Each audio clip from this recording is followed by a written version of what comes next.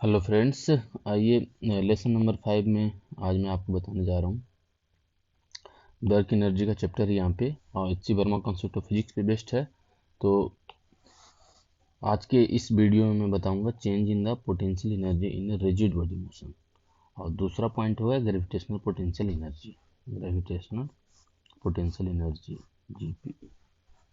ठीक है, तो सबसे पहले देखते हैं रिजिड बॉडी मोशन में पोटेंशियल एनर्जी का कॉन्सेप्ट। तो आपको पता है कि जो रिजिड बॉडी है वो बहुत सारे पार्टिकल से मिलकर बनते हैं।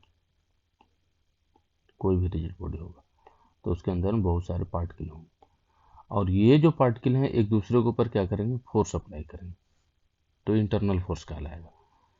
तो जो इंटरनल फोर्स बॉडी के अंदर पार्टिकल के बीच में लग रहा है रिजिड बॉडी में, वो इंटरनल फोर्स कोई वर्क नहीं करता है। यहाँ पे जो इंटरनल फोर्स लग रहा है इसके कारण कोई वर्क डन नहीं होगा। इस इंटरनल फोर्स के कारण वो इसलिए कि इन दोनों पार्टिकल के बीच में इंटरनल फोर्स लग रहा है, लेकिन इन दोनों पार्टिकल के बीच का सेपरेशन चेंज नहीं होता है। तो जो पोटेंशियल एनर्जी है वो डिपेंड करता है ओनली किस पे, on the separation between the interacting particles को। अगर इन दोनों पार्टिकल के बीच का सेपरेशन चेंज हो गया तब इस रिजिड बॉडी का पोटेंशियल एनर्जी में चेंज मिलेगा। और इसी पे बेस्ड है ग्रेविटेशनल पोटेंशियल एनर्जी। क्यों? क्योंकि इसमें एक होता है अर्थ और दूसरा कोई पार्टिकल आप लेते हैं। तो ये भी हो गया अर्थ, और कोई एक ब्लॉक हम ले लेते हैं, तो E प्लस बी करके ये एक सिस्टम होगा अर्थ एंड ब्लॉक का। और इन दोनों के बीच में अगर सेपरेशन चेंज होगा तो यहाँ पे अर्थ और ब्लॉक सिस्टम का ग्रेविटेशनल पोटेंशियल एनर्जी में चेंज आएगा। तो सबसे पहले तो यहाँ पे देखिए कि इन दोनों पार्टिकल के बीच में जो इंटरनल फोर्स है अर्थ और एक ब्लॉक के बीच में, एक बॉल के बीच में, तो ये जो सिस्टम हमने ले लिया E प्लस बी, ये E प्लस बी सिस्टम हो गया। इसमें दो पार्टिकल हैं, एक अर्थ और एक बॉल है, और इनके बीच में सेपरेशन चेंज होगा तो ग्रेविटेशनल पोटेंशियल एनर्जी कहलाएगा। इन दोनों के बीच में जो इंटरनल फोर्स है यहाँ पे वो कौन सा है, ग्रेविटेशनल फोर्स है mg। तो इसमें अर्थ ब्लॉक को अपनी तरफ अट्रैक्ट करेगा और जो ब्लॉक है या बॉल है वो अर्थ को अपनी तरफ। Force acting on earth due to block और force acting on block due to earth. यहाँ पे मास ऑफ अर्थ और मास ऑफ ब्लॉक, तो मास ऑफ अर्थ क्या है, बहुत बहुत बड़ा है मास ऑफ ब्लॉक से। ठीक है, तो इसके कारण से क्या होगा, जो अर्थ है उसका एक्सेलरेशन नेग्लेक्ट करना पड़ेगा हमें। अर्थ का एक्सेलरेशन 0 यहाँ पे लेते हैं। अर्थ को इसलिए फिर इनर्शियल फ्रेम के रूप में हम यूज करेंगे। अर्थ क्या है, इनर्शियल फ्रेम है, क्योंकि उसका मास बहुत ज़्यादा है तो इसलिए उसका एक्सेलरेशन नहीं है।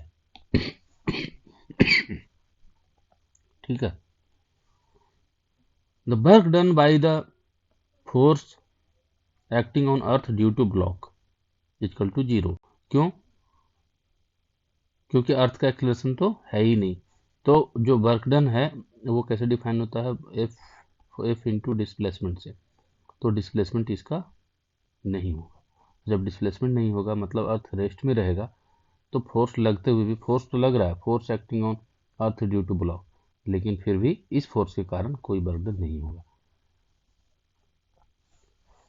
अब यहाँ पे क्या बच गया कि the work done by the force acting on ball due to earth, तो वो फोर्स क्या होगा, mg। यहाँ पे force acting on ball due to earth, तो ये लग रहा है इस पे फोर्स, अर्थ लगा रहा है, इन दोनों के बीच का ये इंटरनल फोर्स है, और ये ब्लॉक को आप कुछ हाइट ऊपर या नीचे कर सकते हैं, तो यहाँ पे डिस्प्लेसमेंट है पॉसिबल। तो अगर h हाइट अर्थ सरफेस से आपने लिफ्ट कर दिया, असेंड कर दिया h हाइट, इसका मतलब बर्डन कितना हो गया, -mg। क्यों कि mg जो है फोर्स है वो लग रहा है डाउनवर्ड, और बॉल को आप ले गए अपवर्ड h हाइट। ठीक है, तो इसका मतलब वर्क डन कितना हो गया, इस फोर्स के कारण, force acting on ball due to earth that is mg, तो इसलिए वर्क डन हो गया mg इंटू h। लेकिन इन दोनों में क्या है, अपोजिट डायरेक्शन है फोर्स का और डिस्प्लेसमेंट का, तो वर्क डन हो गया -mgh। ठीक है, तो चेंज इन पोटेंशियल एनर्जी कितना होता है, निगेटिव ऑफ वर्क डन का, तो निगेटिव ऑफ -mgh करेंगे तो mgh। इसका मतलब अगर h हाइट आपने लिफ्ट किया तो चेंज इन पोटेंशियल एनर्जी क्या हो जाएगा, प्लस mgh। इसका मतलब increase in potential energy of the system हो गया। तो इंक्रीज इन पोटेंशियल एनर्जी कितना हो गया, mgh, अगर h हाइट से हमने लिफ्ट किया। अगर h हाइट से हमने डाउन किया तो वहाँ पे change in potential energy negative हो जाएगा, क्योंकि वर्क डन पॉजिटिव होगा। Earth always fixed, hence change in potential energy of e plus b system, मतलब अर्थ और बॉल का जो सिस्टम हमने लिया था, तो इस पूरे सिस्टम का जो चेंज पोटेंशियल एनर्जी होगा वो हमने यहाँ पे देख लिया। लेकिन चूंकि अर्थ तो फिक्स है, तो अर्थ पे लगने वाले फोर्स है, उसके कारण कोई वर्क डन तो हुआ नहीं, तो इसलिए इस पूरे सिस्टम का हम चेंज इन पोटेंशियल एनर्जी ना बोल के सिर्फ पोटेंशियल एनर्जी ऑफ बॉल का बोलेंगे, बोल सकते हैं। ऐसा कॉन्सेप्ट यहाँ पे लिया जाएगा। तो gravitational potential energy of block क्या हो जाएगा, mgh, अगर हाइट इंक्रीज कर रहा है, और माइनस mgh अगर हाइट डिक्रीज कर रहा है। If we take gravitational potential energy at the surface of the earth is zero, जो अर्थ का सरफेस है इस पे अगर ग्रेविटेशनल पोटेंशियल एनर्जी ये हम जीरो लेते हैं, तो change in potential energy upward जाने पे क्या होगा, mgh, ठीक है। तो होगा u final minus u initial. तो u फाइनल कितना हो गया, इनका चेंज आपको पता है mgh से हुआ, और u इनिशियल इसको हमने जीरो ले लिया, तो u फाइनल पता चल गया mgh। तो कहने का मतलब h हाइट अगर राइज करेंगे तो इस ब्लॉक का पोटेंशियल एनर्जी कितना हो जाएगा, mgh।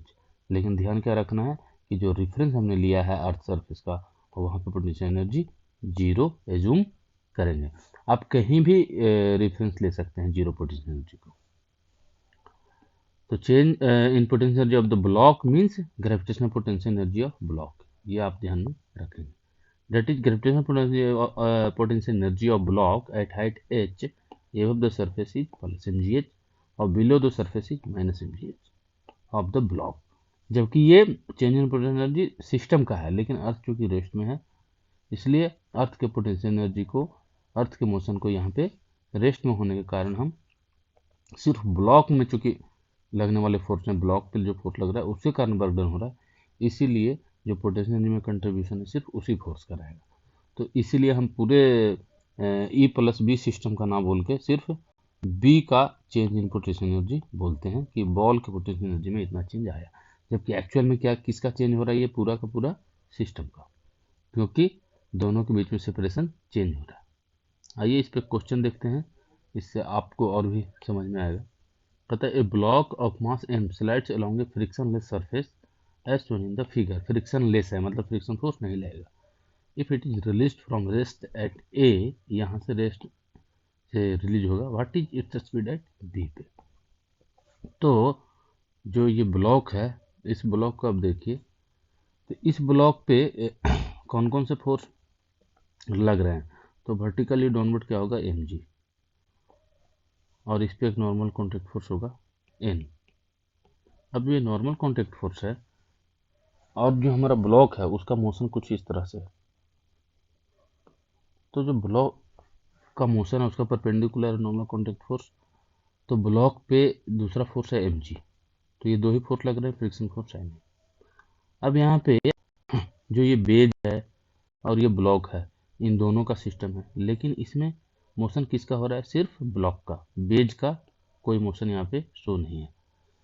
तो यहाँ पे वही बताया कि कोई रिजिड बॉडी में अगर दो पार्टिकल के बीच में सेपरेशन चेंज हो रहा है तो पोटेंशियल एनर्जी में चेंज आएगा, और यहाँ पे चेंज हो रहा है, इसका मतलब यहाँ पे पोटेंशियल एनर्जी में चेंज आएगा। ठीक है, अब जो पोटेंशियल एनर्जी में चेंज आएगा तो किसके कारण, तो ये जो बेज है, या मान लीजिए अर्थ है, इस पे फोर्स लगाया, और ये बेज भी इस पे फोर्स लगाएगा। ठीक है, ब्लॉक यहाँ पे अर्थ पे फोर्स लगाएगा, और यहाँ पे अर्थ भी ब्लॉक पे फोर्स लगाएगा, लेकिन अर्थ का कोई मूवमेंट है ही नहीं, इसका मतलब अर्थ के कारण पोटेंशियल एनर्जी में कोई चेंज नहीं होगा।